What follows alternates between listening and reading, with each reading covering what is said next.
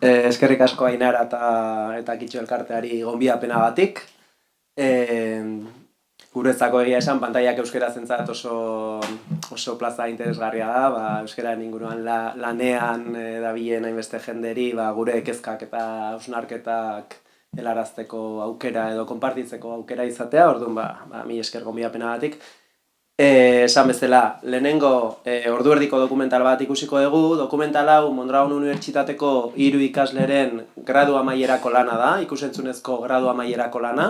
Iaz gurekin harremanetan jarri ziren June Agirre, Alex Altuna eta Oier Markotegi. Gradu amaierako lan bezala, pantaiak, euskera eta horren inguruko dokumental bat egitea bururatu zitzaielako. Orduan, egia esan oso lan txukuna egin zuten, dokumental polita geratu da, orduan guretzako ere opari bat izan da, ze azkenean normalean txapa bidez transmititzen ditugun ideia eta diagnostiko eta proposamenak eta dokumental batean jasota egotea, eta baina aditu ezberdinen iritziekin, pertsona ezagunen iritziekin, egia esan guretzako opari bat izan da, orduan horixe hasteko 30 minutuko dokumental hau ikusiko dugu, eta gero nik txapa sartuko izuet, eztabaidatu eta hausnartuko dugu elkarrekin.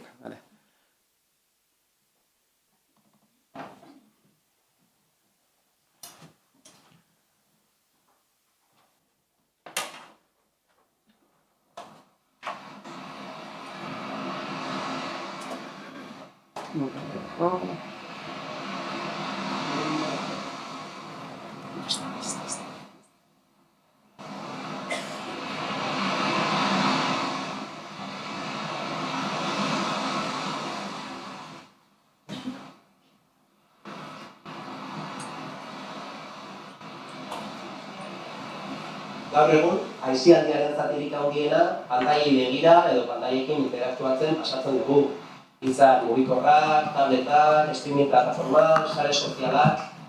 Guzti hauetan, ez baldin badaukagu euskarazko erreferenterik, gure hizkuntza ohituretan hori nabaritu egiten da eta erderara jotzen dugu.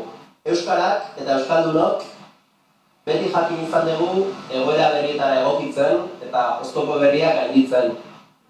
Gaur egun, pantaien erronka da aurrean dugun erronka nagusietako bat. Bada esaerazar bat, urak eginen du bide dioena. Horrek esan nahi du urak beti aurkitzen duela, jartzen dizkioten trabak jartzen dizkiotela, beti aurkitzen duela bere bidea. Guk uste dugu euskerak ere beti jakin izan duela bere bidea aurkitzen. Horretarako, beharrezkoa da herritar eta eragile guztien bultzada, euskarak, pantaien erronkari ere, aurre egin ahal izan diezaio.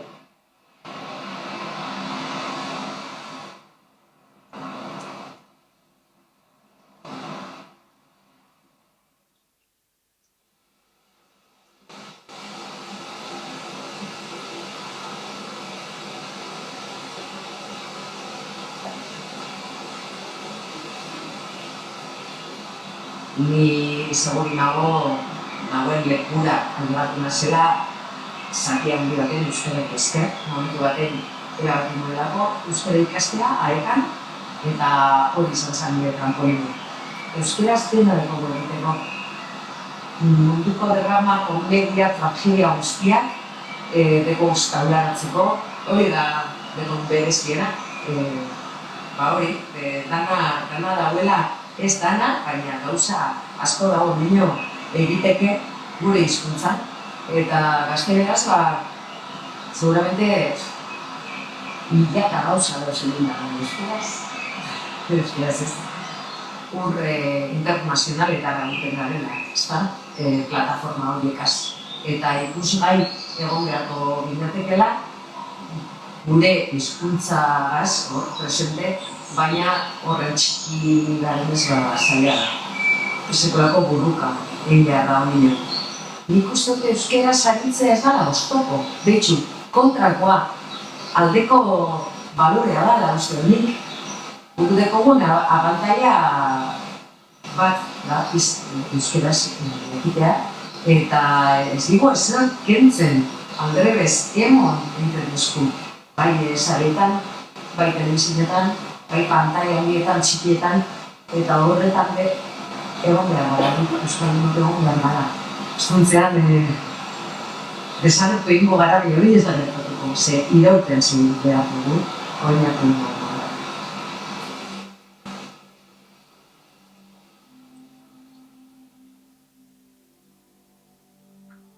Gauza digitalak ekarri ditu zenbait aldaketa. Eta aldaketa horietako bat da, mass mediatik ni mediara pasatzea besteak beste. Mass mediaren garaian, pantalla gutxiago zuen garai horretan, gainera komunitatea edo jendea elkartzen zen elkarrekin pantailak begiratzeko.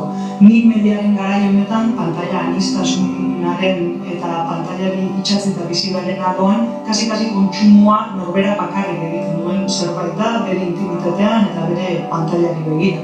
Beraz, mass mediatik ni mediarako aldaketa horretan, hizkuntza gutxituek eta euskarak kokatzeko erronka askoz handiagoa dauka aurrean.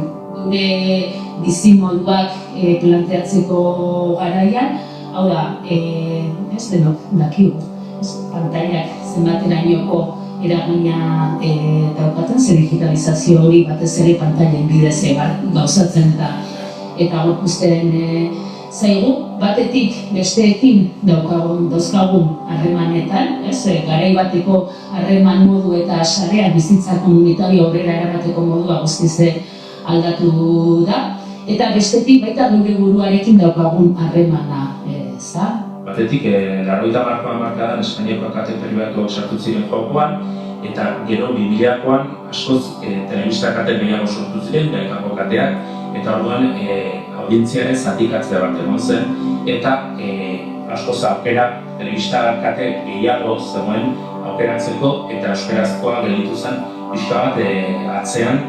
Ni nagusik izango nireke labaldaketa gertatu dira. Batetik, eduki motari dagokionez, nik uste dut gaur egun aniztasun askoz ere handiagoa daukagula, produktuen eskaintza horretan bederen. Beste alde batetik egun aldaketa produktuen edo ikusentzunezkoen finantzaketan eta ondorioz produkzio ereduetan egitura ia ez da berdina. Eta egun da baita ere aldaketa kontsumoan, ez? Lehen nagusiki ikusentzunezko produktuak kontsumitzen baldin dituen telebistaren aurrean, gaur egun telefono mugikorra erabiltzen dugu, tableta, ordenagailua, ohituretan eman da, ez? Aldaketa eta azkenik nire ustez horrek inpaktu handi bat eduki dau hizkuntza erabileran. Euskal ikusentzunezkoak egokitzen ari dira garai berri honetara, baina horretik ere garai berri gisa kontsideratzen dute garai hau. Eta garai honek berri izateari utzi zuen duela zenbait urte. Aldaketak oso bizkorrari gertatzen azkeneko urteetan ikusentzunezkoetan, eta are bizkorrago gertatuko dira, eta egoera horretan euskarak baditu zailtasun asko, zeren pantailetara iristen dira milaka eta milaka edo milioi eduki askotarikoak eta sare sozialen bitartez, plataformen bitartez, telebista konbentzionalaren bitartez ere bai, eta horietatik gehienak dira erdaraz beste hizkuntza batzuetan eta Euskal Herrian gaztelaniaz.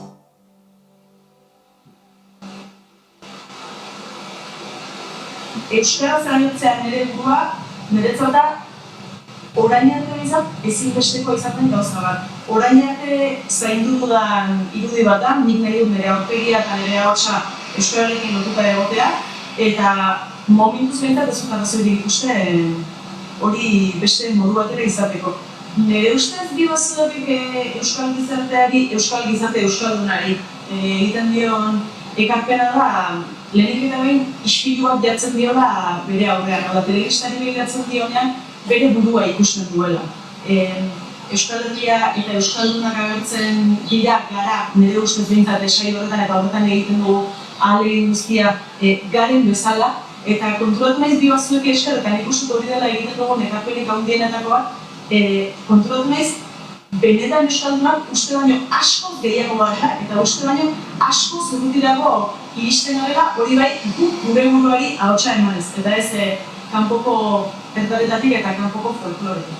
Txikitatik pantaila dauzkagu aurrean, atzean ezkerran eta eskubian eta komunean ere pantailarekin joaten gara ziurrenik, eta argi dago pantailetan euskarazko eskaintza duin bat ez baldin badaukagu, etengabe atzeraka ematen ari garela pausoak. Eta nik baldin badakit Netflixen euskarazko zerbait dagoela saiatzen naiz, saiatu ez ikusi egiten dut, uste dudalako beraiek ikusi egin behar dutelako kontsumitzen dugula beraiek euskaraz jartzen dutena, eta hortan banaiz aktiboa pantailetan, plataformetan, mugikorrean edo dena delakoan.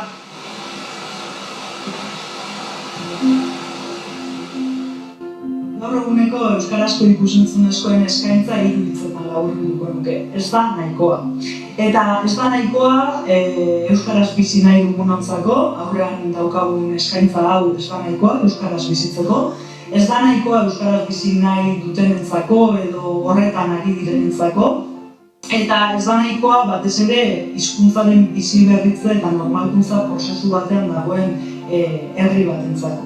Ez nuke esan azkeneko 20-10 urteetan euskarazko eskaintza murriztu egin denik kopurutan, euskarazko hedabide gehiago dauzkagu, euskarazko webgune gehiago dauzkagu, eskaintza nolabait bere neurrian handiagoa, baina gertatu da euskarazko eskaintza biderkatu egin dela bai, eta gure etxetako edozein sukaldetara iritsi direla bateko eta besteko telesailak, online plataformak, YouTube bezalako azpiegiturak, eta horrek ekarri du erderazko eskaintza biderkatu egin da, eta euskarazkoak bere neurrian zerbait aurrera egin da ere, ez du proporzioan egin bereko hazkunde izan, eta praktikan beraz proporzioan euskarazko eskaintzak osatzen duen uarte hori gero eta txikiagoa da itxaso gero eta handiago batean.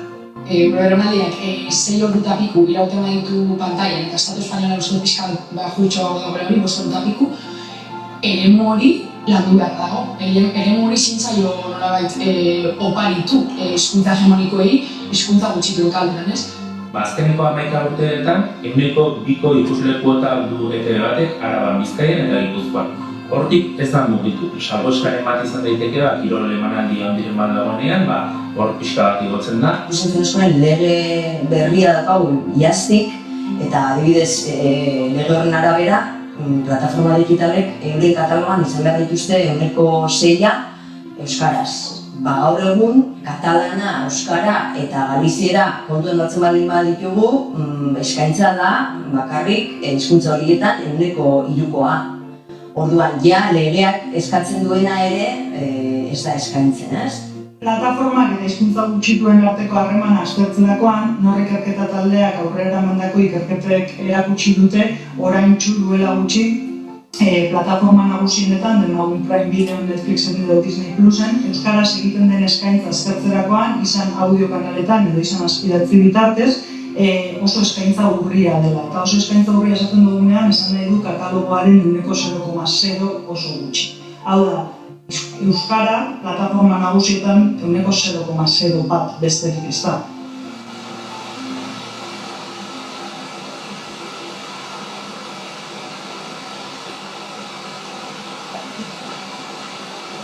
Ez du esan honi aurkezle kazetari komiko ikaina nahi dunik, ez du esango, esan nezake baina ez du esango. Esan nahi dudana, izan naiteken honena nahi duela euskaraz. Idea maizkuntza baita, eta batez ere oso papatekoan aritzen aragu, edo papateko formatuan, alegia erreakzioetara, erantzun, momentuan improvisatu. Papateko tasuna garrantzia handia dauka, egiten dudan lan gehientxonetan esan nuke, eta bapatekotasun horretan ikusten da ez da, zurearen hizkuntza horrek ze abantaila ditu. Beraz, balio handia dugu nik ez euskaraz egitea. Ikusentzunezko eskaintza sendoa badaukagu, denontzako gobe, eta egingo ditugu gauzak ikusi, eta egingo dugu ikasi, egingo gara unkitu eta zerretu, eta dena egingo dugu gure hizkuntzan ez da. Ez dugu sentituko, garai batean oso erabilia zen hizkuntza bati eta iragan horri erreparatzen ari garela, aurrera jarraitzen dugula eta gurea ere aurrera doan herria dela, nola da. Miluzeren arrakazta azterketa egiten dut duen, nor da bi erantzun posible. Printzipioa oso simplean, Miluzeren arrakazta du, eta izan du. Aurkezle bikaina egiten ditutago beti, noski, erantzun simpleria eraso. Serioziago jarrita esan duke, lehiaketa bada, formatu harina, atsegina, familiarra eta beste, hori guztia alde izan du. Baina horrez gain eta inbeste urtez bizi dauteko, eta hasi eta etenaldi bat gero eta bueltatu eta jendeak berreskura benotan ere laguntzeko. Esan nuke oso hasieratik ondo bideratu zuzentu dago dela euskal komunitatea, ezta? eta jendeak ulertu duela komunitate horren behar eta sentsibilitateekin bat egin duela lehiaketak, eta lehiaketak batzuela jolaserako gogoa eta jolas hori sustatzeko gogoa, baina batzuela ere kezka bat, nolabait, eta arazoi aurre egiteko beste tresna bat baliabide bat izan zitekeela. Horrek guztiak esan nuke sortu dela koktea duzora bat, aurkezlena azua.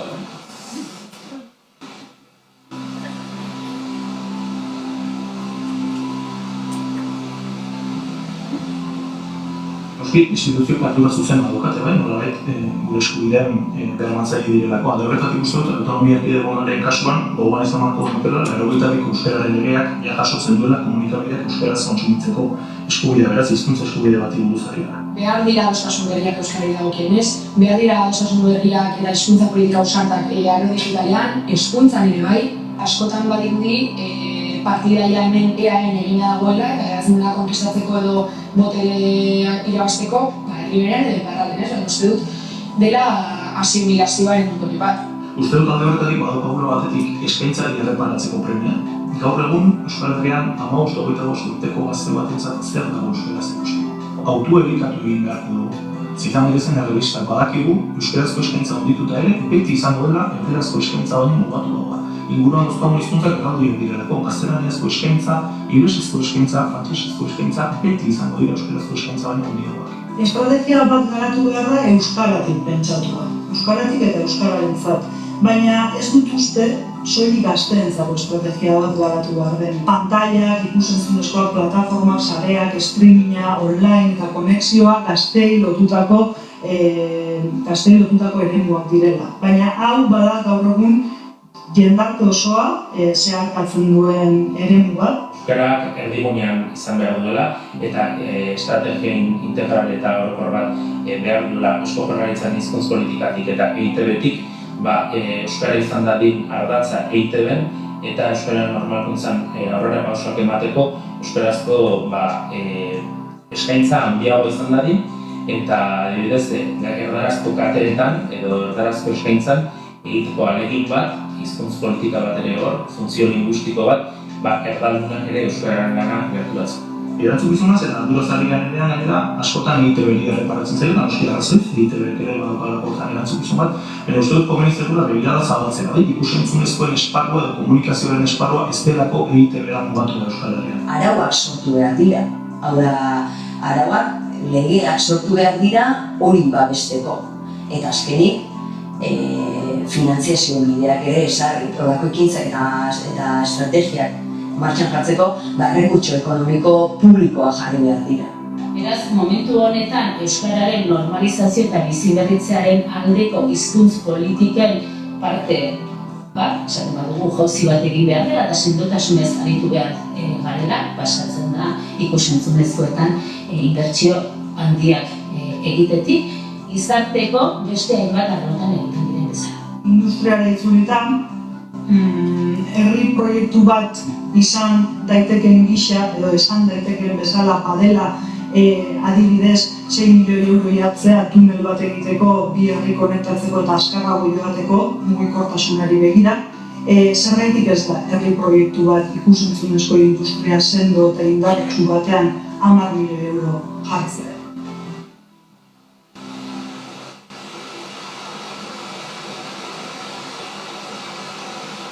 Badudela generazio asko, haziak izango direnak baita ere, euskarazko eduki bat kontsumitzen eta bizitzen zer ikusten dituzuneak eta benetan bizi dute.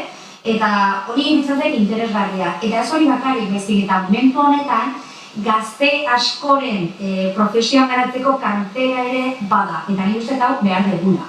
Behar dugula gerora, baita ere, gauzak sortu alizateko, egon behar dira, kanterak, egon behar dira esparruak garatu alizateko eta ikasalizateko. Orduan, uste alde batetik eduki aldetik uniei eskuintzen dira produktu bat bizi dutena euskaraz eta beste alde batetik bezik gazteei euskaraz ere lan egiteko eta aritzeko profesionalki garatzeko esparruak. Arteak ere, hortikan ere, salida edo urtera asko dituela. Iruditzen zait egon behar dela, denetarik denetan, eta horrek esan nahi du agian, niri pertsonalki eduki bat posibilitatea ez gustatu, baina hori beste kontu bada. Hori beste kontu bada, eta kalitatezkoa izateko, azken batean utzi behar zaio hizkuntzari garatzen, euskaraz sortzen eta ez beste hizkuntz batean sortu eta gero euskararatzen, baizik eta gure kodigoetan sortzen egiten eta bizan. Horregatik iruditzen ezinbestekoa, gaur egun hain garrantzitsua den pantaila horretan, gure komunikatzeko forma hain garrantzitsua bihurtu den forma horretan ere, euskara bere lekua eduki dezan forma hain guzti.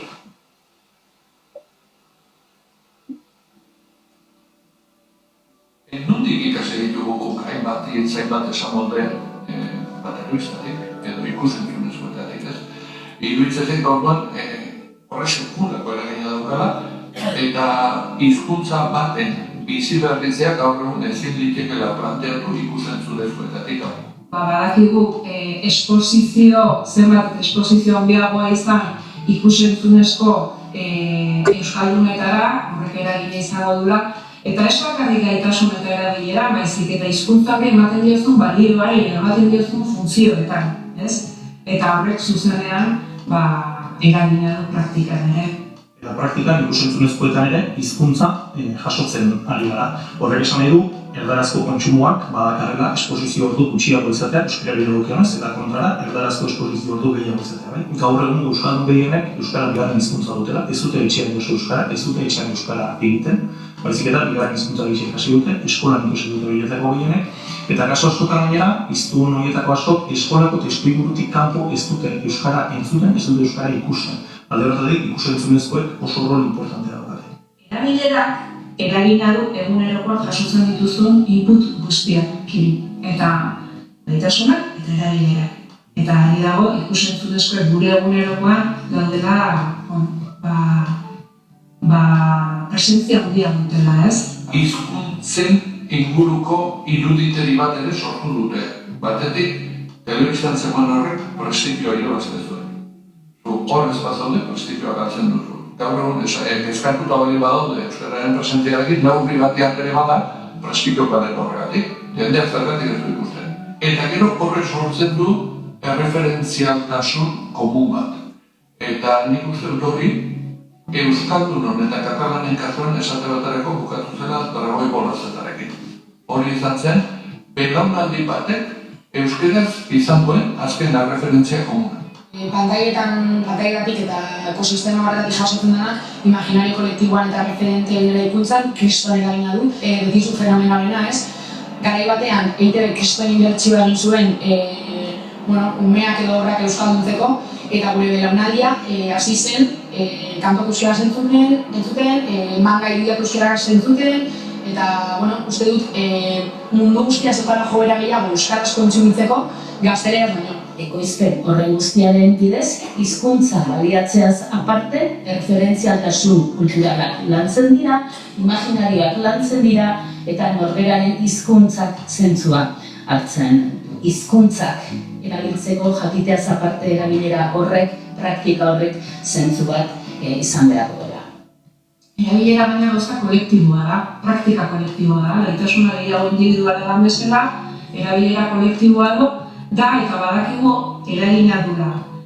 Bai, gaitasun individual hori, zuk daukasun gaitasuna eta batez ere gaitasun erlatiboa, beste hizkuntzarekiko, kasu honetan gaztelania edo frantsesarekiko daukasun gaitasunak, eragina du testuinguru zure sarean, zure testuinguru hurbil horretan euskaldunak badiran edo ez, eta ohitura baduten edo ez euskaraz hitz egiteko, eragina du atxikimenduak, ematen diozun balioak, eta bar. Uste dut belaunaldi berrietan oso nabarmena galdera hori umeen kasuan bai, badukatelako joera bat, joera simbolikorako, imitaziorako, eta hori gure herrietako edozein parteetan ere nabarmena bai. Bai, pasatu garelako euskarazko Doraemon eta Dragoi Bolatik, pasatu garelako erderazko Peppa Pig eta Pokemon eta Patrulla Kainara pasatu garelako bai.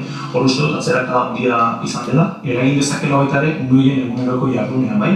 Hizkuntza alternantzia egiten den momentutik eta erdarak kuadrillan edo laguntalde horretan lepo irabazten duen momentutik erderazko erabilera hori normalizatzen duelako eta badakigu hemen hizkuntza hegemonikoa gaztelania dela baita udalerri euskaldunetan ere erasaten ari den joera badelako hori eta oso nabarmen ikusten da batez ere belaunaldi berrietan. irabaziak ikusten den geletan, euskara gehiago egingo da ziur, irabaziak ikusten ez den geletan baino.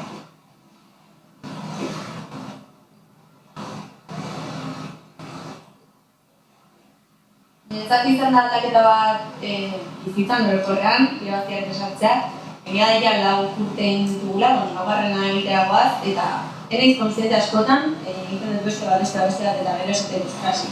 Ja 4 ditugu, gauza asko mugitzen nahi gara, eta batzutan aztuit ezait, baina niretzat izan da ikasketa prozesua. Eskola bat bezala ez, aktuatzeko bakarrik ez, bizitzerako lan profesional bat nola da ikustea, azkenean hamazazpi urteekin sartu nintzen eta niri oso ondo zen egin nuen. Eta hori euskaraka ikasi eta disfrutatu. Gogorra da ere normalet, gogo asko dira, baina merezio.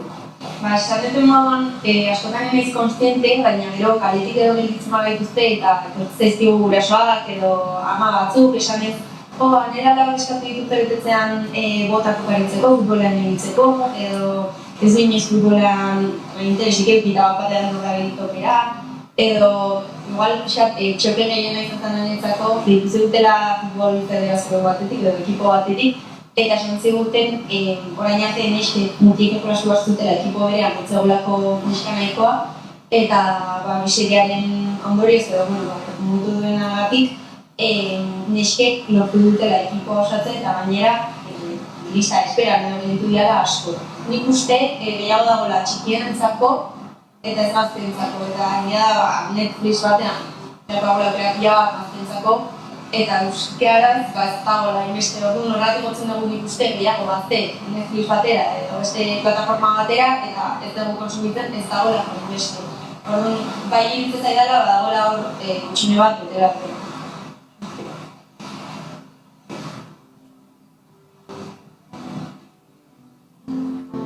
Faltan dauzkagu bozgorailu mediatikoak.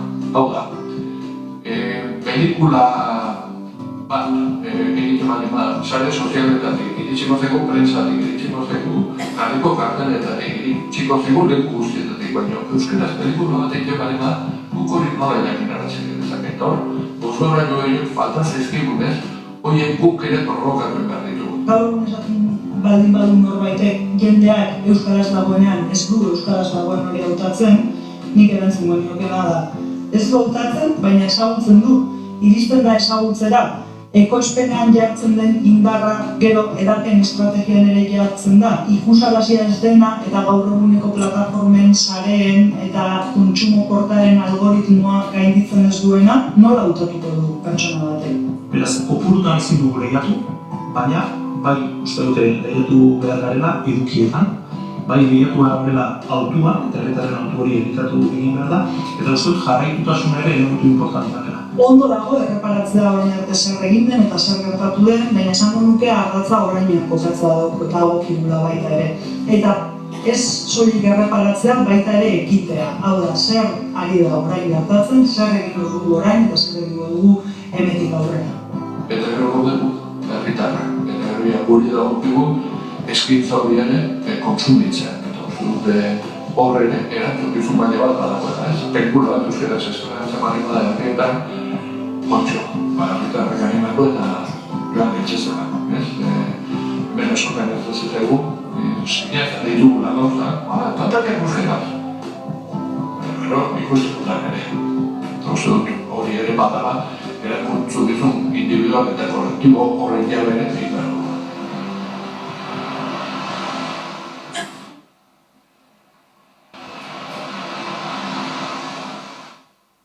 Epe-motzean ditugun erronka nagusiak izango lirateke euskaldunok zinemetan bizi dugun diskriminazioarekin amaitzeko araudi bat garatzea, euskarazko ekoizpena eta bikoizketa biderkatzea, edota euskal ikus-entzunezko sistema bere osotasunean arautu eta gainbegiratuko duen euskal ikus-entzunezkoen kontseilu bat sortu.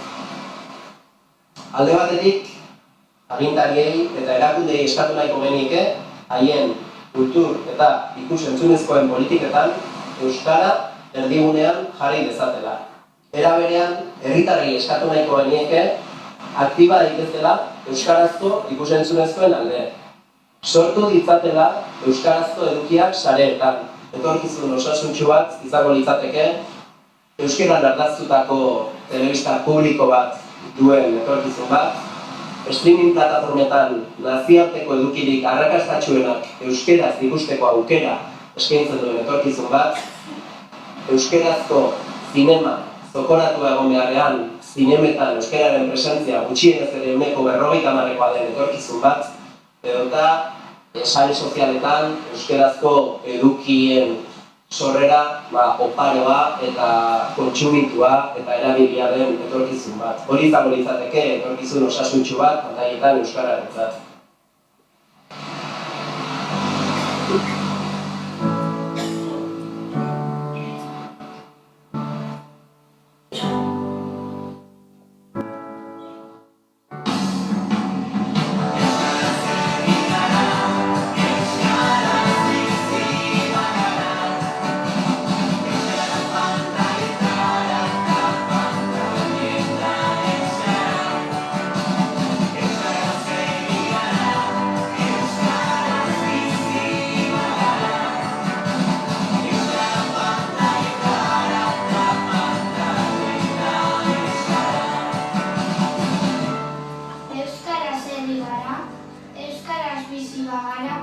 Euskara pantailetara eta pantaietan euskara.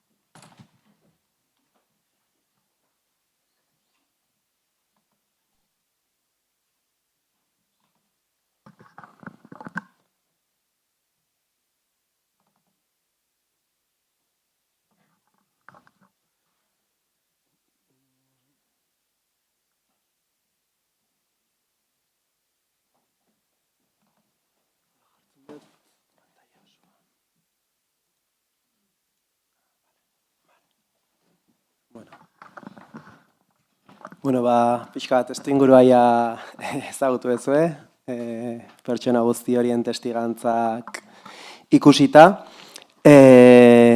Baina hala ere, hainbat datu errepasatu nahiko nituzke, edozein momentutan zalantza galderak baldin badituzue, moztu lasai, eta erantzuten saiatuko naiz. Eta horixe. Ikusi dezuten bezala dokumentalean ere aipatzen da, momenturen batean, egunean 5-6 ordu pasatzen ditugula pantaien aurrean, Euskal Herrian batez beste, 6 ordu, horietatik 3/3 telebista edo streaming plataforma kontsumitzen, eta beste 3 internet eta sare sozialetan. Gainera internet eta sare sozialetan ere geroz eta gehiago egiten duguna da, bideo laburra kontsumitu, ez? Azkenean, ikusentzunezkoak daude ere hor sare sozialetan bogan. Honekin lotuta, etxe gehienetara, jadanik streaming plataformak iritsi dira, hau nor ikerketa taldeak egindako ikusi ikerpanela, urtero egiten dute ikerketa hau, EHU eta Nafarroako Unibertsitateko ikertzaileek, eta honen arabera, Hego Euskal Herriko gazten gehiengo handiak badu Netflixera sarbidea, baita Amazonera, eta gero Disney Plus, HBO Max eta Primeran orain sartzen ari da etxeetan, zorionez, baina ikusten dezuten bezala erabilienak edo kontsumituenak diren plataformak Netflix, Amazon Prime, Disney Plus eta HBO dira, ez? Max gaur egunez. Hauetan ze hizkuntzetan kontsumitzen ditugu edukiak, gazte gutxienez ikerketa honen arabera, eta helduen artean ikerketarik ez dago, baina eskaintza zein den ikusita, eta gazten artean tendentzia zein den ikusita, pentsatzekoa da, helduen artean ere antzeko kopuruak izango direla, edukien 76% Hego Euskal Herrian gazteleraz kontsumitzen dituzte gazteek, 22% ingelesez, 2% beste hizkuntzetan, eta 1% euskaraz.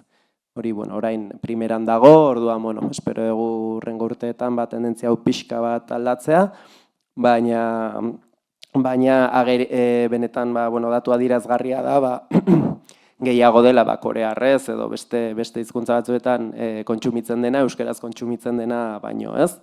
Honekin lotuta, eta lehen hor ikusi dugu Gari UEMako euskara teknikaria zena, berak egindako, berak UEMako beste teknikari batzuekin egindako ikerketan, ondorioa izan zen, arnasgunetako haur eta gazteen artean ere, telebista, plataforma, sare sozial, zein musika kontsumoan gaztelera zela nagusi.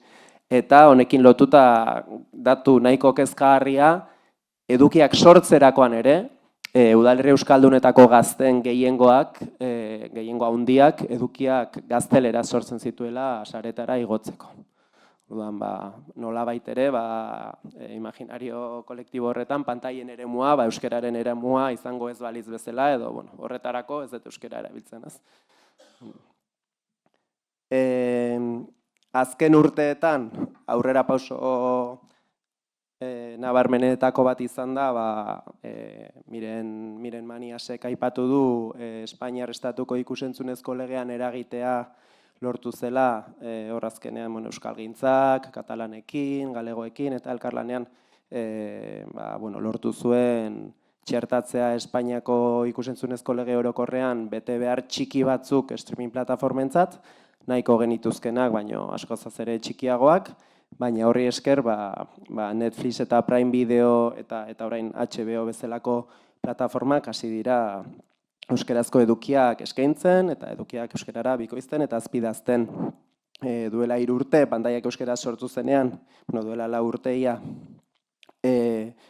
Netflixen 3 filme zeuden euskaraz, 3ak euskal produzioak, Akelarre eta naiz batzen zen gehiago, Amama, Tandia, usteet, eta Prime Videon Dragoi Bolako 2 pelikula zahar zeuden euskaraz, eta hori zen zegoen panorama, ez? Egida Filminen bazegoela Filmin euskaraz kanala, batez ere euskal ekoizpenez hornitutakoa edo, baino plataforma nagusietan, Netflix, Prime Videon eta HBO eta Disneyen egoera hori 0,00 hor Libe Mimentzak aipatu duenean hor kontraesan batzuk zeuden kopuruetan, baina nik uste urtearen arabera hori 0,00 ezakizen bat zela kopurua duela 3 urte, eta gaur egun 103 ingurukoa da plataforma nagusietan euskarazko eskaintza, ikusi bezala Netflixen gaur egun 260 eduki ikusi daitezke euskaraz, Prime Videon 243, HBO ere duela hilabete gutxi hasi dira euskarazko edukiak txertatzen, eta orduan kopuruak desente handitu dira. Kopuru horietako film eta telesaien gehiengoa euskaraz azpidatzita dago, baina Prime Videon esate baterako 50-tik gora daude euskarara bikoiztuta, Netflixen ere 35 edo uste direla euskaraz bikoiztuta daudenak, eta adierazgarria da plataforma hauetan nazioarteko estreinaldi handiak euskaraz bikoiztuta eskaintzen hasi direla. Esate baterako lehengo astean Netflixen estreinatu zen inoiz Netflixek egindako pelikularik garestiena, Egoera elektrikoa, Electric State, deitzen dena, zientzia fikziozko pelikula bat, eta hau inglesez eta gazteleraz eta beste hizkuntzetan estreinatzearekin batera euskaraz bikoiztuta ere estreinatu zen.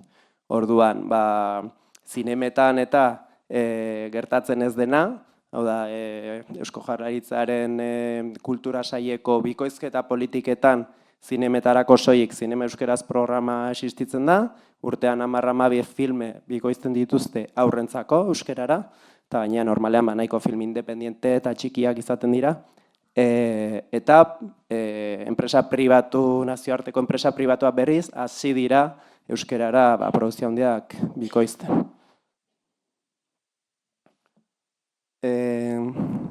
Zinemetan, ez dakit duela gutxi ikusiko zenuten, agerraldi bat egin genuen hizkuntza eskubideen behatokiarekin, salatzeko, beste urte batez, Euskal Herrian zinema komertzialetan egoten diren estreinaldietatik, 900 inguru estreinaldietatik, 14 eskaini ziren euskeraz, iaz, eta kopurua 102 edo 102,pikokoa da, baino emanaldi kopuruari erreparatzen badiegu, ez estreinaldi kopuruari, baizik eta emanaldi kopuruari, euskarazko emanaldiak 100% baino gutxiago izan ziren 2024ean Euskal Herri osoko zinema komertzialetan.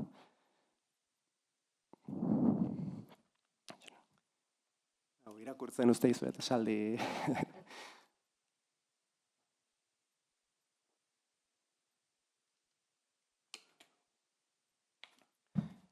Bueno, esaldi honetan ikusten dezuenez, Gaizka Aranguren kazetari, komunikatzaile eta ekoizlea ere, ikusentzunezko ekoizlea.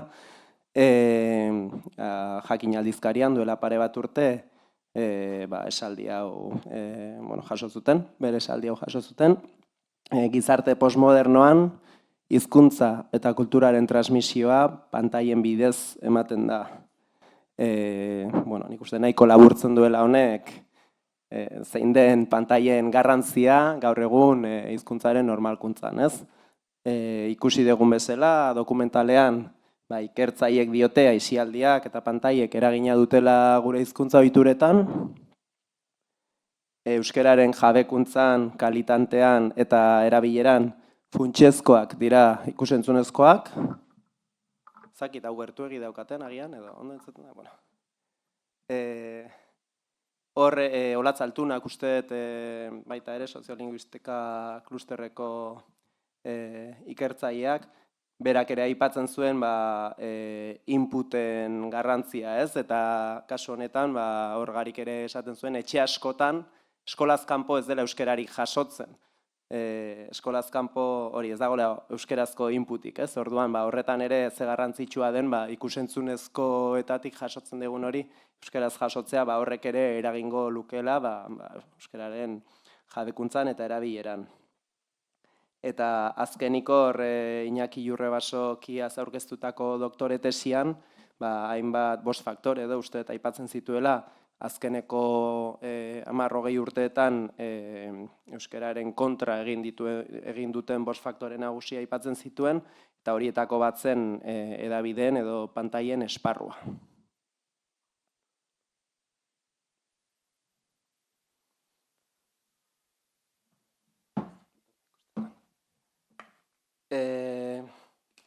Pantaiak euskeraz duela 4 urte sortu genuen, leheno Ainarak esan bezala, lehenengo Disney Plus euskeraz ekimena eta sinaura kanpaina sortu genuen Donostialdeko hainbat guraso eta euskaltzalek, gero beste herritar talde batek Bizkaian Netflix euskeraz kanpaina sortu zuen, eta kanpaina ezberdinetako jendea elkartu, eta duela 4 urte pantaiak euskeraz ekimena sortu genuen, eta azken 4 urteetan izan dugun aurrera pauso nagusietako bat izan da pantailek eta ikusentzunezkoek euskararen normalkuntzarako duten garrantziaz gizartea eta erakundeak jabetzen laguntzea, ez? Edo gaia gutxienez kokatzea eztabaida sozial eta politikoan.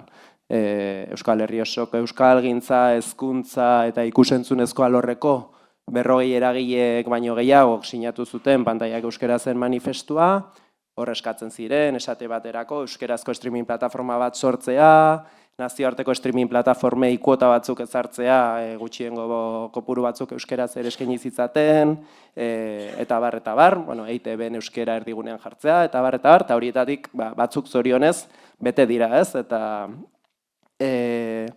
esan bezala, Espainiako ikusentzunezko legean eragitea lortu genuen, eta horri esker Netflix eta Prime Video eta Max hasi dira euskerazko edukiak eskaintzen, zinemaldian ere kontzentrazio bat, eta bar egin genuen ere, duela 4 urte, eta gaur egun Donostiko zinemaldiko filme guztiak euskerazko azpidatziekin eskaintzen dituzte, Primeran eta Makusi euskerazko plataformak sortu dira, benetan aurrerapauso garrantzitsua izan da, gainera hor Makusi hasi da benetako apostua egiten nazioarteko eduki, arrakastatxoak euskeratzeko, esate baterako, hor Garik aipatu du, patrulla kanina ez dagoela euskeraz, gaur ja badago ez, duela 2 hilabetetik edo, badago Txakur patrulla, Dragoi Bola ere berreskuratu dute, One Piece baita ere, orduan, ari dira hor eduki potenteak euskerara ekartzen, eta azkeneko aurrera pausa, iaztik, iaz Eusko Jaurlaritzak zinema ekoizpenerako diru laguntzetan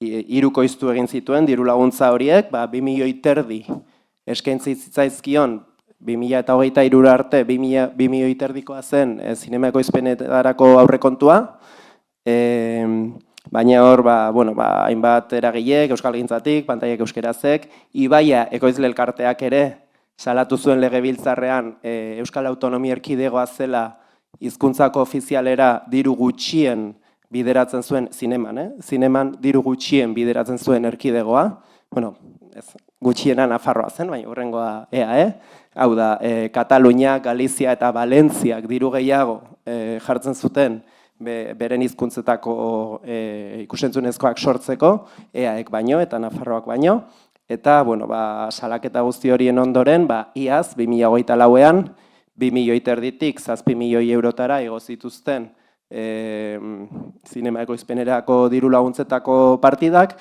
eta gainera, kategoria bakoitzean bermatu zen erdia gutxienez euskerazko ekoizpenetarako izatea. Eta horri esker, 2024ko diru laguntzen esleipenean lehen aldiz diru gehiago bideratu da euskerazko ekoizpenerako, gaztelerazko ekoizpenerako, baino, eta hau benetan inflexio puntu bada, ze horrek esan nahi du, ikusi ez dute zinemetako datua zeintzu diren, baina aurten ja 6 edo 7 euskerazko ekoizpen iritsiko direla zinemetara, eta tendentzia honek horrela jarraitzen badu, geroz eta gehiago izango dira, ez?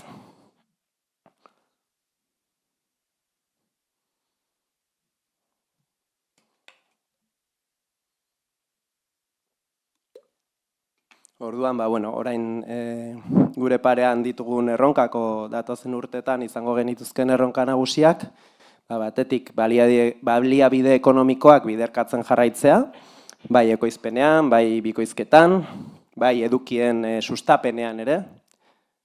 Beste alde batetik, araudi propioak garatzea, administrazio bakoitzean, zinema eta ikusentzunezko komunikazioaren lege propioak, esate baterako, katalanek badakate euren zinema legea 2010etik, eta horrek esaten du, Kataluniako zinemetan ematen diren estreinaldien erdia gutxienez katalanez izan behar dela.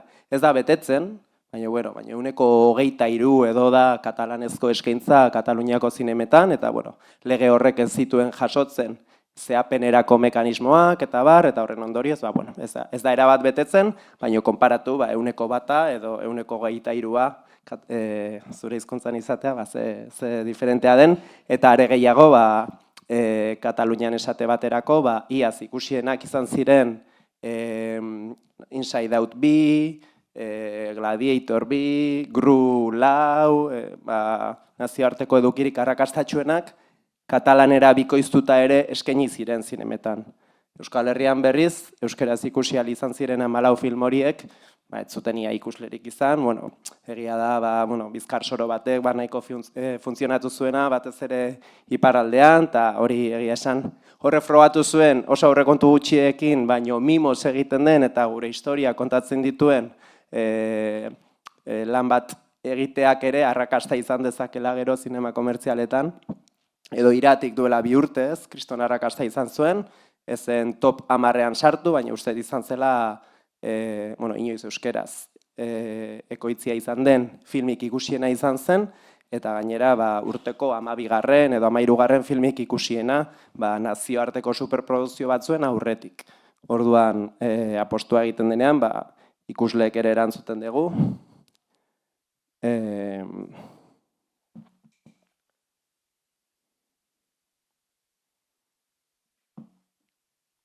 Eta gero, 3. erronka nagusia izango litzateke, herri estrategia bateratu bat izatea ikusentzunezkoen eta komunikabideen esparruan, eta egitura propioak sortzea, ez? Eta hor sartuko litzateke Euskal ikusentzunezkoen kontseilua edo kontseiluak bat administrazio eremu bakoitzean sortzea, bain zuzen ere, arautzeko, ikusentzunezko eta komunikazio esparru osoa arautzeko, eta gainbegiratzeko ere, araudi horiek betetzen direla. Eta guzti honez gain, Kikek dokumentalean aipatzen duen bezala, norbanakok eta kolektiboki ere bada gure ardura, euskaraz dagoen hori kontsumitzea, ez? Orduan, gaur egun ja, ez dira 3 film edo 5 plataformetan euskeraz daudenak, ez dira 2 edo 4 bideo YouTubeen euskeraz daudena, baizik eta ja milaka dira. Orduan, gure ardura ere bada, dagoen hori euskeraz kontsumitzea, zabaltzea, hori euskeraz dagoela, gure sareetan, eta sortzen ditugun edukiak noski euskeraz sortzea. Orduan, honekin lotuta, tresna nagusiak zeintzu diren azalduko dizuet, gaur egun ja aurrera pauso handi bat egonda guzti hau errazten duena, alegia euskeraz sareetan edo eremu digitalean zer dagoen jakiteko, jadanik tresna super eraginkor bat daukagu, dala zer non ikusi. Zernonikusi.eus hasiera batean web orri bat zen, eta hasiera batean plataformetan euskeraz zeuden edukiak bilatzeko katalogo bezala funtzionatzen zuen, baina gaur egun ja Smart TV-tarako, Androiderako eta iPhone-etarako aplikazioa ere sortu da, eta bertan aurkitu daiteke ez soilik plataformetan euskeraz dagoena, baizik baita ere YouTubeen euskeraz dagoena, edo zinemetan Euskal Herri osoan euskeraz dagoen eskaintza kontsultatu daiteke. Sartuko naiz web orrian pixkat ikus dezazuen nola funtzionatzen duen. Hau litzateke web orria aplikazioak itxura bera du, zer non ikusi jartzen behizue Google Playen edo Apple Storen doainik deskargatu dezakezue aplikazioa, eta hemen sartzen baldin bazera katalogoa ikusi, eta hemen dituzu alde batetik plataformak, beste alde batetik euskerazko eduki sortzaileen katalogo bat ere sortu dute, sare sozialetan eta edukiak euskeraz igotzen dituen jendearena, YouTube euskeraz ere 1.000 eduki edo daude gaur egun YouTubeen euskeraz, baino dauden algoritmoekin eta zaila da euskerazko proposamenak zuri iristea, ez? Orduan, zer non ikusi bitartez sartzen baldin bazera YouTubeen, soilik euskerazkoak diren edukiak agertuko zaizkizu. Eta esan bezala, zinema aretoetan euskeraz dagoen eskaintza. Bida, justo orain, Zinema Euskeraz programaren bitartez, Zine Euskadik Jaurlaritzak Looney Tunes pelikula hau bikoiztu du, eta egia esan, azken aldian bikoiztu duten filmikola potenteena edo da, ze normalean nahiko nazioarteko ekoizpen txikiak, independenteak izaten dira, bikoizten dituztenak, eta oraingoan superprodukzio bat edo euskeraz ikusteko aukera dago, eta hemen hori herrialde bakoitzean, ze zinemetan ikus daiteken egun hauetan, ez? Plataformetan euskeraz dagoena, gaur egun 1821 eduki daude plataformetan euskeraz, hemen filtratzen baldin badezu, zuk ze plataforma dituzun, esate baterako Prime Video, eta ezakit zer gehiago, guazen Netflix jartzea. Eta Netflix. Prime Videon eta Netflixen 505 eduki daude bi plataforma horietan euskeraz, soilik euskerazko audioa daukatenak ikusi nahi badituzu, hemen filtro hau ere aplikatu, eta 100 eduki daude, Netflixen eta Primeen, euskerazko audioa dutenak, ez?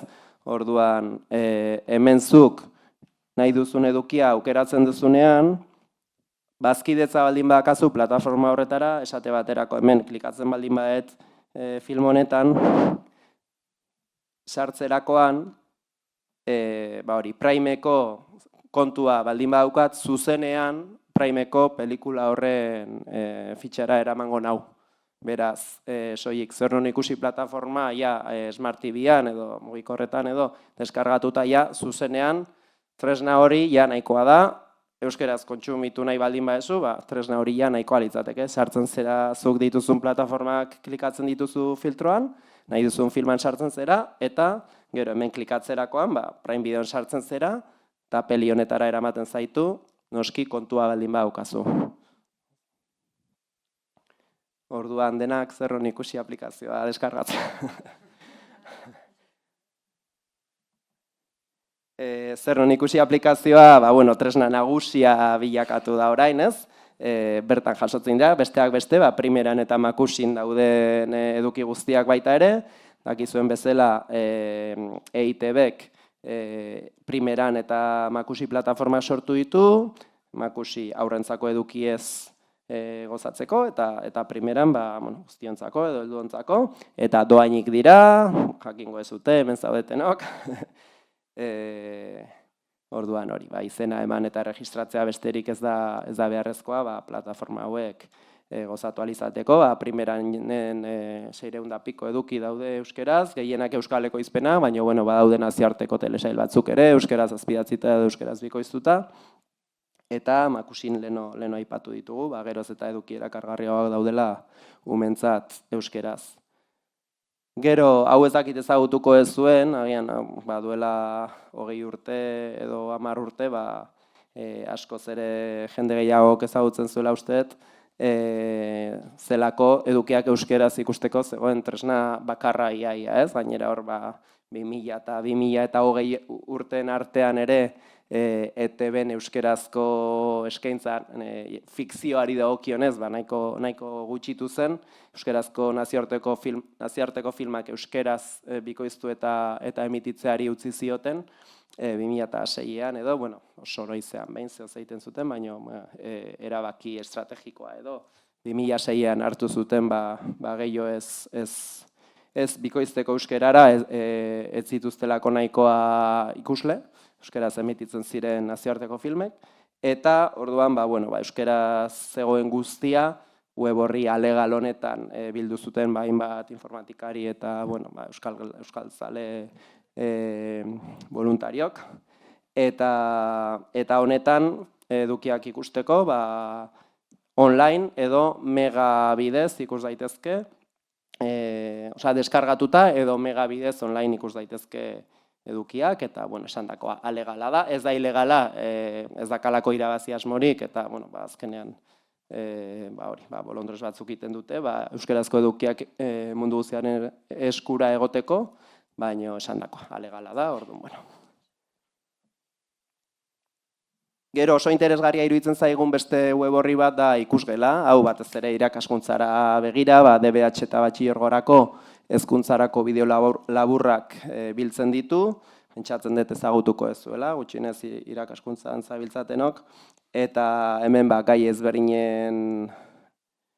ezberdinetan sailkatuta, haude gure arbasoak, literatura, filosofia, euskal kultura, erronka digitalak, historia, ekonomia, gai ezberdinen inguruko bideo laburrak, 5-6 minutukoak, eta oso erabilgarria da, batez ere, DBH eta batxilergoko ikasleentzat, irakasleentzat, barkatu.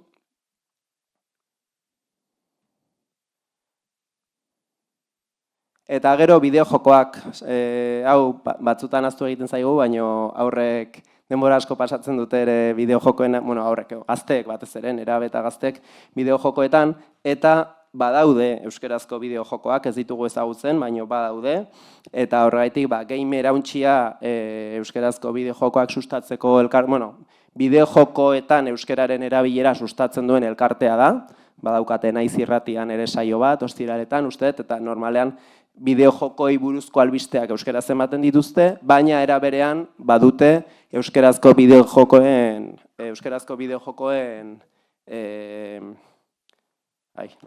zerrenda edo. Eta orduan hemen, euskerazko jokoak, gamerauntxia.eusen, euskerazko jokoak botoi laranja hori sakatuz gero, hemen daude euskeraz dauden bideo-joko ezberdinak, eta gauza bera, badaitu filtro ezberdinak, esate baterako, aukeratu, nik zer dakat, PlayStation 4. PlayStation 4 erako, eta doainik edo librea, edo ordainpekoa, jartzezu, doakoa, PlayStation 4 erako, aplikatu, zehoze dago, negagian ez dago. Ez doainik PlayStation erako, dirudi ez, baina ni ez naiz oso bideo-joko zalea. Baina begira, PlayStation 4 erako, ordaintzekoak, baina begira zenbat bideo-joko dauden, PlayStation 4en jadanik euskeraz erabil daitezkenak, edo euskeraz jokatu daitezkenak. Ez orduan, besterik gabe, bideo-joko zaleak bazarete, edo inguruan baldin baituzue, jakin dezazuela, daudela ere euskerazko bideo-joko asko euskeratuak izan direnak, baita ere voluntarioen lanarekin normalean. Eta, litzateke dena, sare sozialetan, web orria eta sare sozial ezberdinetan jarraitu algaitu zuen, nahi badezue. Aipatu dut ere, ez dut aipatu barkatu, baina euskerazko edukien kontsumoa sustatzeko badaukagu elkarlan bat, Gaizka Izagirre, zinema kritikaria, eta Hamaika Telebistarekin, eta orduan ostegunero eta ostiralero, ostegunean saretan eta ostiralean Hamaika Telebistan zabaltzen dugu bideo labur bat, Gaizka Izagirrek azaltzen du, aste horretan, plataformetan, euskeraz estreinatu diren, euskeraz bikoiztuta edo azpidaitzita estreinatu diren edukien inguruko 2 minutuko bideotxo bat zabaltzen dugu ostiralero, eta gero esan dakoa, zer non ikusi web orria eta aplikazioa dituzu ere, euskerazko eduki guztiak ikusi ahal izateko, eta besterik gabe ez dakit zalantzari, galderarik, ekarpeni baldin bakazue, oaintxe zuetxan.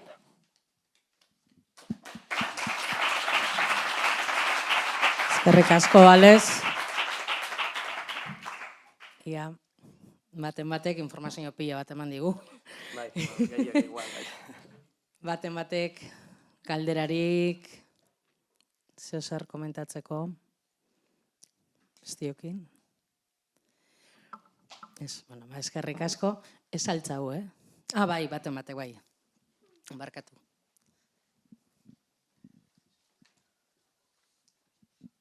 Kaixo, eskerrik asko azalpenengatik, eta nire galdera da, erakundekin ze harreman daukazu edo badago interlokuziorik edo inungo asmorik zuk aipatu duzun kontseilu horiek sortzeko, ez? Hori alde horretatik, eta gero beste alde batetik esan, beste herri batzuetan adibidez, nik dakidala musikaren arloan ere badaude kuotak eta ez, herri batzuetan esaten dute irrati telebista publikoetan musikaren 70%, gure herrian ekoitzia izan behar da, eta dinot, beste herrietan ere egiten dira horrelako legeak, araudiak eta ez bakarrik ikusentzunezkoak, entzunezkoak ere, eta kopiagarriak direla, ez? Gure herrirako, ez? Bai, kaixo, mila esker. Erakundekin interlokuzioa badakagu, etengabe, urtean 2-3 aldiz egoten gea, edo Jaurlaritzarekin, edo beste erakunde batzuekin, saiatzen gea, gure hausnarketak eta eskaerak helarazten, eta jarrera normalean oso nahi izaten da, elkarlanerako prestutasuna egoten da, egia da, ez dutela guk nahiko genukeen bezain beste pauso ematen, baina badago interlokuzio bat eta badago harremana, ez bakarrik erakundeekin, plataforma batzuekin ere, badiez HBO-rekin eta filminekin harremana nahiko ona dakagu, beste batzuekin ezinezkoa da, esate baterako Disney Plusekin, ez dugu inoiz lortu ez da itzeitea, baina baitu harremanak, eta kuotena esaten dezuna, lanartea euskararen inguruko profesionalen elkarteak ez, hori ere aldarrikatzen du baita ere ez, irrati telebista publikoan euskarazko kulturari kuotak ezartzea, eta guk ere bat egiten dugu behaien aldarrikapenekin. Eta egin liteke, noski badaukagu horretarako eskumena, gutxienez eaen, eta pentsatzen Nafarroan ere, irrati telebista publikoetan kuotak ezartzeko, eta egin beharko litzateke. Beste bat?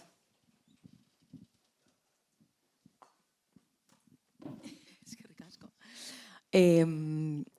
Hor, bai dokumentalian eta pixkat, zu komentatu dozunan arira, badaoz bi alor bezala ez, alde batetik bikoizketa, eta beste alde batetik produkzioa, euskera zindakua. Momentu honetan, eta mainstreaman zera honetan bizigaren momentu honetan, zuek zein lehen ezten dozue, ze uste dozu dela eraginkorra, txakur patrulla bikoiztia, edo euskarazko produkzioa bultzatzea, zen nik horru lertzen dut badagola, ez? Horren oreka zelan zain. Galdera zaila, ez daka erantzun erresa egia esan, guk ustegu biak direla beharrezkoak, alde batetik beharrezkoa da, azkenean kontakizun propiorik ez daukan herria ez da existitzen, ez? Eta horra aipatu dugu, gaizkaren esaldi honi, hizkuntza eta kulturaren transmisioa ere, geroz eta gehiago ikusentzunezkoen bitartez egiten da, orduan beharrezkoa da, guk gure ikusentzunezko eta gure eduki propioak sortzea, gure istorioak, gure historia eta nazioarteko historiak gure ikuspegitik kontatzeko eta hori erabat estrategikoa iruditzen zaigu, baina egia da gure herria herri txikia dela, ditugun baliabideak ditugula eta dauden ekoizle, aktore eta zinemagile guztiak euskarazko film eta telesaiak ekoizten jarriko bagenitu ere, zeukiko genituzke urtean 20 pelikula, 30, eta Netflix, Prime, eta gaur egungo kontsumo ohiturekin, ez? Batez beste Netflixeko erabiltzaile batek egunean 2 orduz Netflix ikusten du, ez? Hori nazioarte mailako batez besteko datuak dira, ez? Orduan, kontsumo ohitura hauekin non egunero filme bat edo telesail bateko kapitulo bat konsumitzen dugun, euskerazko eskaintza hori ere 30 peli horiek egingo balira kristonalizatekela, baina 30 peli egingo balira urtean euskeraz ere, bagian 2 hilabetetan denak ikusita aukiko lituzke jendeak, orduan gainontzeko 10 hilabetetan zer ikusiko duzu, beharrezkoa da nazioarteko eduki arrakastatsuenak ere euskerara ekartzea, ez? Orduan, zaila da, ze nun jartzen dituzu jarri barituzu, ez? Txanpon batzuk hemen eta beste batzuk hemen, askoz garestiagoa da ekoizpena, baino askoz estrategikoagoa da ere herri ikuspegi bezala, zure istorioak eta zure kontakizun propioak izatea, orduan guk uste dugu hor jarri beharko litzatekela diru gehiago, ez? Baino guk uste dugu bikoizketan eta azpidazketan ere gaur egun jartzen dena, baino askoz ere baliabide gehiago jarri beharko litzatekela. Eskerrik asko, beste bat.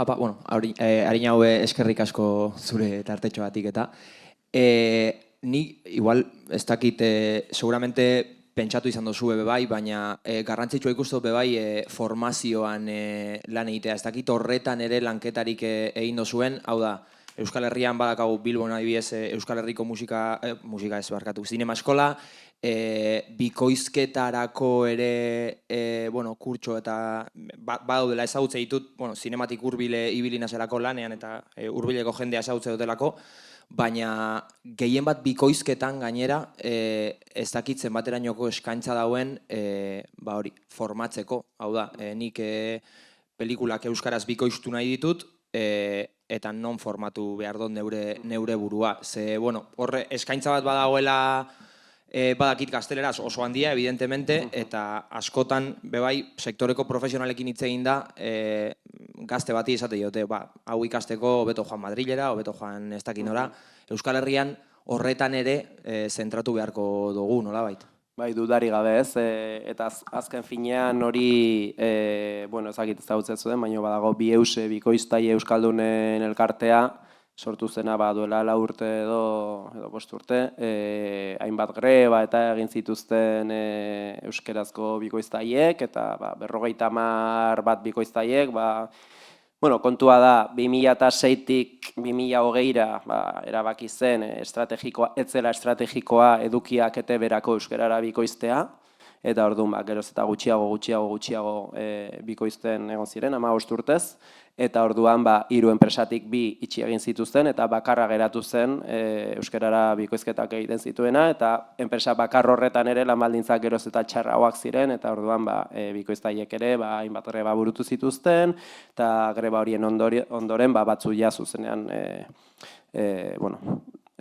enpresatik kanpo geratu ziren edo, eta orduan gero 50 bat bikoiztaile euskaldunen elkartea sortu zuten, 2019 edo gehiean, eta geratu ziren bakarrik ETB-ko bikoizketak egiten zituztenak ETB-irurako, ze ETB baterako jaetzen ezer bikoizten, marrazki izuna bikoizten geratu zen enpresa bakarra, eta egia da, hori guk ere salatu izan dugu euskal bikoizketa sektorea erabat desmantelatu zuten, desmantelatu zen erakundeen utzikeriagatik, ez, neurri handi batean. Orain horri pixkat buelta ematen ari zaio, batez ere streaming plataformei esker, gauzak euskerara bikoizten hasi direlako, eta enpresa bakar horrek ezin zuelako etortzen zitzaion lan guztia egin, eta orduan bikoiztaile euskaldun elkartea aldarrikapen eta protesta elkarte bat izateaz gain enpresa bezala eratu zen, kooperatiba gisa, estudio bat alokatu, eta hasi dira beraiek ere bikoizketak egiten, esate baterako Netflixen azkeneko bikoizketak beraiek egin dituzte. Eta orduan gaur egun gutxienez ja bi enpresa daude, gainera ETB-rentzat bikoizketak egiten zituen enpresa horrek ere Bilboko egoitzaz gain beste batzun ireki zuen, orduan lan geroz eta gehiagoago batez ere streaming plataformei esker, orain Primeran eta Makusiri esker ere, geroz eta gauza gehiago bikoiztu behar dira euskerara, orduan sektorea pixka bat altxatzen ari da, baino egia da sektorea oso egoera prekarioan zegoela duela bizpahiru urtera arte gutxienez, eta orduan formakuntza eta hori ez da existitu esan nahi dut enpresa bakarra zegoen dena egiten zuena, eta orduan ikastaro batzuk eskaintzi zituzten Bilbon, beste batzuk ere Donostin eskaintzen dituzte, baino ez dagoela formakuntza arreglatu bat bikoiztaile izateko. Orduan hori ere herri bezala nik uste interesgarria litzatekeela bikoizketa eskola potente bat sustatzea.